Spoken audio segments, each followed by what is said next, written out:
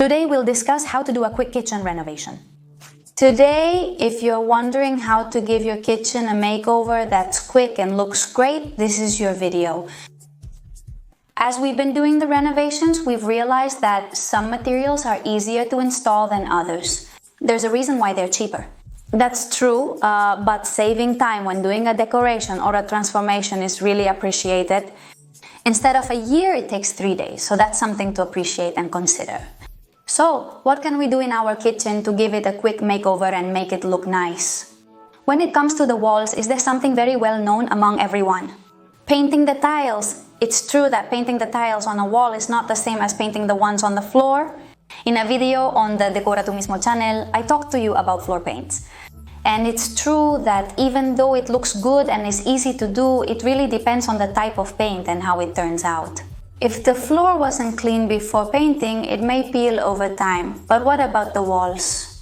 The walls don't get constant use like the floor does. You can wash and clean them and so on, but it's not the same as constantly walking over them. So with the walls, I do think it's a good solution to make a quick change and make your tiles look almost completely different.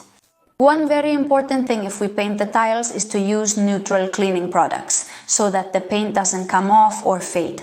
In some areas, there are so many options for kitchens with tiles painted, and it doesn't necessarily have to be all one color. We can give it shapes, create designs, and we can do really cool things by painting our kitchen tiles. Another option we could do for our tiles is to put wallpaper on them, but before putting on the wallpaper, first we would have to cover the joints of the tiles since the joints are usually a bit recessed. So when putting up the wallpaper, if we use vinyl wallpaper, I'll talk about the difference between the two in a moment, but if we use vinyl wallpaper, the joints of the tiles would show through. So once it's covered, we sand it a little and then put up our wallpaper. And it would look really nice, and it would also be a very good option. And above all, quick. Differences between wallpaper and vinyl wallpaper. For wallpaper, we basically have to make a glue mixture, then apply it to the wall and put up our wallpaper. Vinyl wallpaper comes pre-adhesive on the back. Or let's say then you just remove a little plastic backing and stick it on and it looks really cool. It's also easier to put up and to clean. It's true that vinyl is easier, and if something splashes on it, like tomato or oil or whatever, we can clean it easily. When it comes to picking and sticking the vinyl paper, it's important to ask if it's suitable for the area where we want to put it, meaning if it's okay to stick it on tile or drywall. I'm saying this because it could come off over time. For example, plastic paints, which are very easy to clean, normally vinyl papers don't stick to that kind of surface on plastic paints. And nowadays, many are made plastic precisely so you can clean them easily. So you have to make sure what kind of paint you have underneath before you stick your wallpaper on top. If we're unsure for any reason like not remembering or lacking the paint, we quickly paint it and then apply the wallpaper. And vinyl wallpaper is a really great option, like I said, but you have to keep it away from the cooking area. Because it's true that if we're cooking and a little bit of hot oil splashes on it, there will probably be a little hole afterwards. So what do we do if we can't put the vinyl wallpaper in the cooking area? Well, we could replace this area with vinyl panels. Vinyl wallpaper is one thing, vinyl panels are another.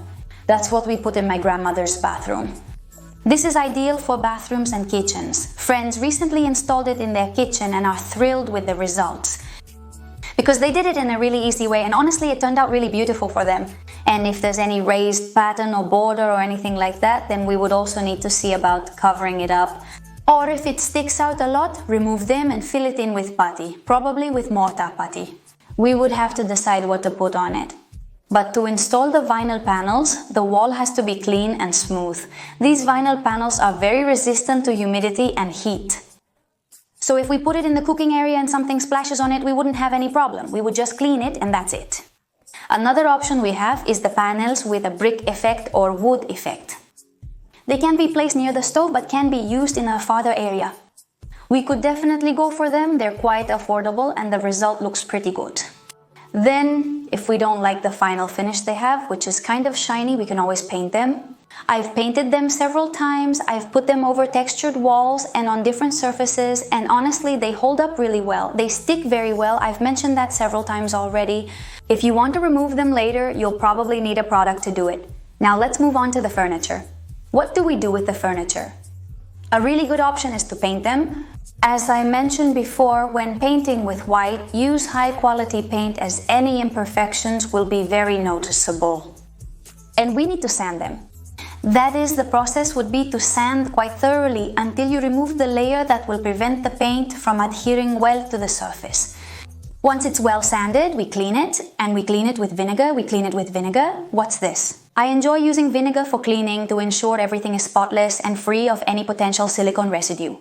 And then, well, we would move on to painting it, which I always recommend. Doing it with an electric spray gun, we could do it with a spray gun that uses a compressor, but that's more expensive and more cumbersome.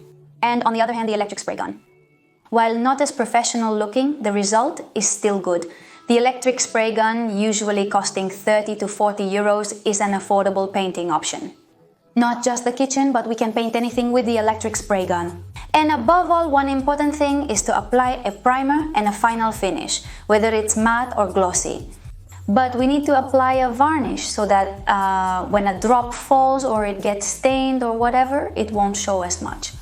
It's not just that it won't show as much, but that we can clean it easily and the paint won't absorb it, it won't absorb the stain. Another option is to use vinyl wallpaper designed specifically for furniture, similar to the vinyl wallpaper we discussed for walls. For the corners, use a hair dryer. Dry it, fold it, and it will adapt to the shape. And honestly, it's a really good option. We had a lot of doubts when we did our kitchen, whether to go for paint or vinyl wallpaper. In the end, we chose paint, but vinyl wallpaper would have also been a really good option. Basically, because then you don't need to apply the final coat of varnish, since the vinyl wallpaper itself takes care of that. It already prevents the furniture from absorbing any kind of color. So we clean it in a super simple way, and it's also very easy to apply, so we could put vinyl on all the doors in our kitchen. First, we remove the handles, put on the paper, put the same handles back on or different ones, and we already have a pretty big change in our kitchen. In case you want to use different handles, we would have to cover the holes, put on the paper, measure it, and install the new ones. Those are the steps. With new handles and the paper, it's a completely new kitchen. Another option, which might be the most expensive, would be to keep the entire structure we have in our kitchen, remove all the doors and just change the front doors.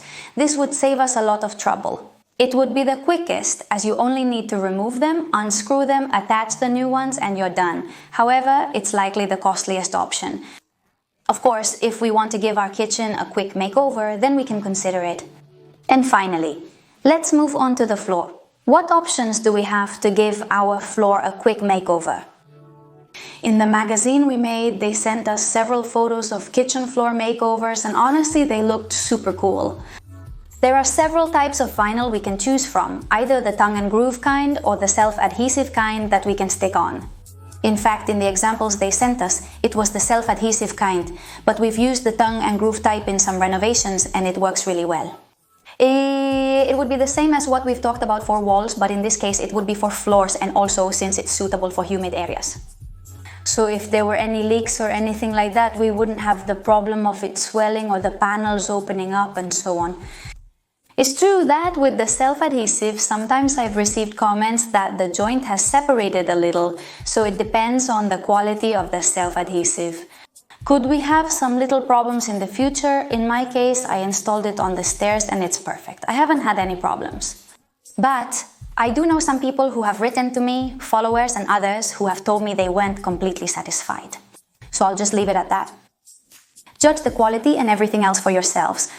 Another option would be to put down a large rug. In fact, there's a type of vinyl that's basically like a rug. You just roll it out on the floor, stick it down, and it's really easy to install. And the truth is, since it's vinyl, it doesn't let water through, it doesn't warp or anything, and it creates different effects.